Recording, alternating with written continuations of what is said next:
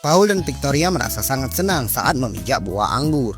Hingga Paul dan Victoria tak bisa menahan rasa cintanya.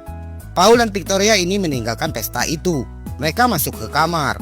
Namun Paul ingat bahwa ia bukanlah suami Victoria.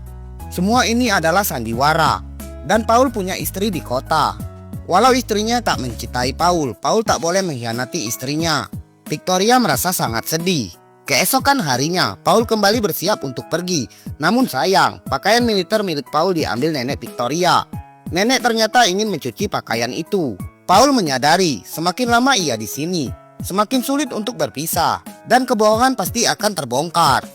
Ria menghormati keputusan Paul, karena ia tahu bahwa semua ini adalah sandiwara. Apalagi Paul punya istri di kota. Dengan hati yang berat, Paul memasukkan seragam militer ke atas. Ia harus meninggalkan tempat ini. Namun baru saja hendak melangkah, kakek memanggil Paul. Kakek mengajak Paul mencicipi anggur hasil kebunnya. Tanpa sadar, Paul minum hingga malam. Bahkan kakek mengajari Paul lagu-lagu tradisional Meksiko. Di bawah bujukan kakek, Paul pergi ke bawah jendela Victoria. Kakek memberitahu Paul bahwa kalau Victoria menyalakan lampu saat mendengarkan lagu, itu artinya Victoria menerima Paul dengan baik. Sementara Victoria hanya berdiri di samping jendela. Hatinya serba salah. Ia ingin menyalakan lampu. Namun ia sadar bahwa kisahnya bersama Paul hanya sandiwara. Dan Paul mempunyai seorang istri. Kisah cintanya dengan Paul sama sekali tak mungkin terjadi. Waktu berlalu, namun lampu di kamar Victoria tak pernah menyala.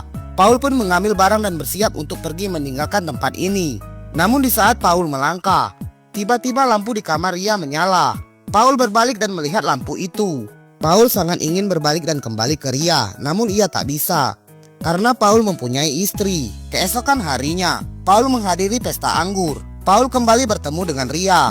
Dan keduanya menyangka bahwa ini adalah waktu yang baik untuk berpisah. Dan kemungkinan keduanya tak akan bertemu kembali dan untuk selamanya. Namun di tengah kesedihan itu, ayah Ria tiba-tiba memanggil warga. Ayah Ria mulai memperkenalkan Paul sebagai menantunya.